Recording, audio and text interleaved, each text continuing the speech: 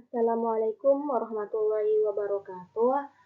Kami dari kelompok 1 yang beranggotakan Agam Aslam Adigama, Huria Anissa Amri, dan Nurul Intan Cahyani dari kelas pendidikan Biologi B akan membahas mengenai filogeni.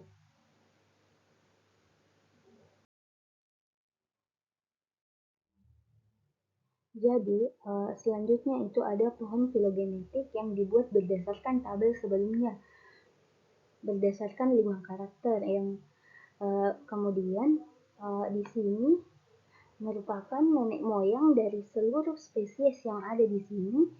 Kemudian ada di sini itu ada nodus. Sebenarnya di sini ada nodus, kemudian berdivergensi menjadi lancelet dan juga menjadi lampre. Berdasarkan karakteristik ada tidaknya tulang belakang. Kemudian selanjutnya lampre ini berdivergensi menjadi tuna, dan ini merupakan nenek moyang dari tuna.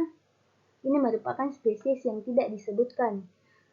Kemudian selanjutnya tuna ini kembali berdivergensi menjadi spesies yang tidak disebutkan juga berdasarkan ada tidaknya 4 tungkai. Dari sini yang merupakan nenek moyangnya kemudian menjadi salamander atau berdivergensi menjadi salamander. Kemudian salamander ini kembali berdivergensi menjadi spesies yang tidak disebutkan juga namanya, dan ini merupakan nenek moyang dari kura-kura. Kemudian yang inilah yang menjadi kura-kura atau berdivergensi menjadi kura-kura berdasarkan ada tidaknya telur amniotip. Kemudian selanjutnya berdivergensi lagi. Kura-kura ini berdivergensi berdasarkan ada tidaknya susu. Berdivergensi menjadi dua, yaitu ada yang menjadi macan tutul dan ada juga yang menjadi lumba-lumba. Kemudian dari semua organisme ini berasal dari satu nenek moyang yang sama, yakni yang ada di sini, sehingga dikatakan sebagai monophyletic. Kemudian salah satu nenek moyang yang sama juga itu, misalnya itu ada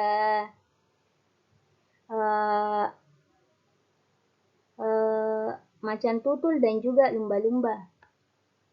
Jadi kedua spesies ini memiliki nenek moyang yang sama, yaitu pada spesies yang di sini. Kemudian selanjutnya itu ada berdasarkan parapelitik, di mana parapelitik ini yaitu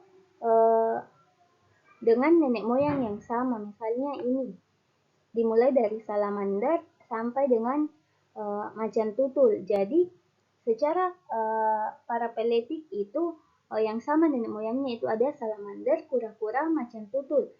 Dan bisa juga yang kita hilangkan satunya itu berada pada salamander. Jadi salamander ini kita tidak ambil, hanya ada kura-kura, macan tutul, dan lumba-lumba. Selanjutnya pada tabel kedua ini menyajikan 6 karakter, sedangkan pada tabel pertama itu hanya menyajikan 5 karakter. Di sini dapat kita lihat bahwa spesies tuna dan lumba-lumba merupakan spesies saudari berdasarkan sirip dorsalnya.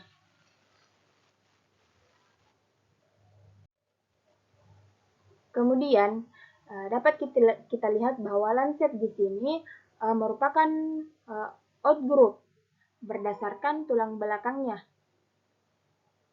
Sedangkan lampre, tuna, salamander, kura-kura, macan tutul, dan lumba-lumba merupakan in-group berdasarkan tulang belakang. Dapat kita lihat yang berwarna merah tersebut.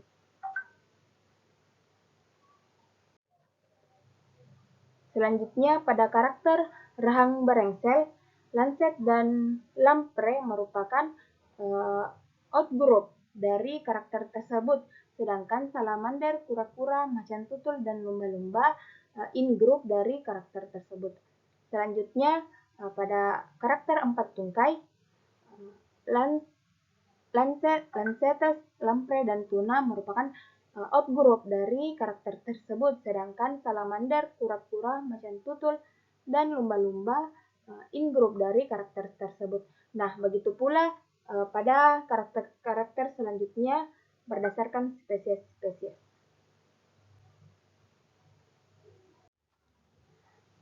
Kemudian pada karakter keenam yaitu sirip dorsal, dapat kita lihat bahwa tuna merupakan in-group dari karakter tersebut dan lumba-lumba juga in-group dari karakter tersebut.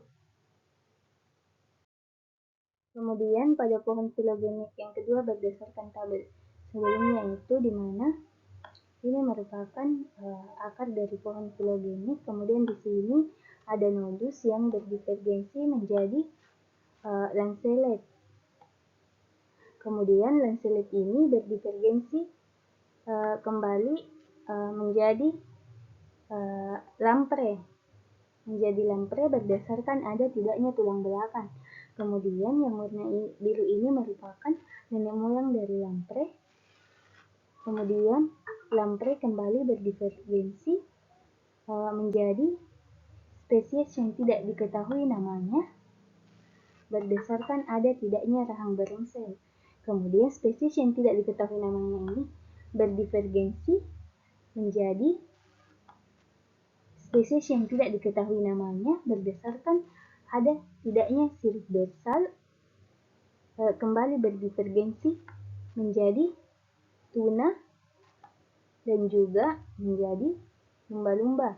Kemudian spesies yang tidak diketahui namanya inilah yang menjadi nenek moyang dari tuna dan lumba-lumba, sehingga tuna dan lumba-lumba ini dikatakan sebagai spesies saudari karena memiliki nenek moyang yang sama. Kemudian selanjutnya tuna dan lumba-lumba ini kemudian berdivergensi menjadi spesies yang tidak diketahui namanya berdasarkan nodus ada 4 tungkai berdivergensi menjadi salamander. Kemudian salamander ini kembali berdivergensi menjadi kura-kura berdasarkan telur amniotik. Kemudian yang biru ini merupakan nenek moyang dari kura-kura itu sendiri. Kura-kura kemudian kembali berdivergensi menjadi macan tutul. Menjadi macan tutul berdasarkan nodus susu atau kelenjar susunya. Kemudian yang biru ini, yang saya lingkari ini merupakan nenek moyang dari macan tutul. Kemudian berdasarkan monophyletic atau nenek moyang yang sama, seperti yang saya katakan tadi bahwa yang ini merupakan nenek moyang dari tuna dan juga lumba-lumba. Jadi tuna dan lumba-lumba ini merupakan monophyletic. Kemudian yang menjadi monophyletic secara keseluruhan itu di sini. Ini merupakan nenek moyang dari semua spesies yang ada di dalam pohon filogenik yang digambar ini. Kemudian dilihat dari parapelitik. Parapelitik itu misalnya ini, lingkar yang ini dimulai dari salamander dan kura-kura. Jadi ini merupakan nenek moyangnya. Secara parapelitik yang termasuk itu ada salamander dan kura-kura, karena yang di sini itu dikurang satu atau dihilangkan. Bisa juga yang salamander dihilangkan sehingga yang hanya menjadi organisme parapelitik atau nenek moyang yang sama itu hanya ada kura-kura dan macan tutul.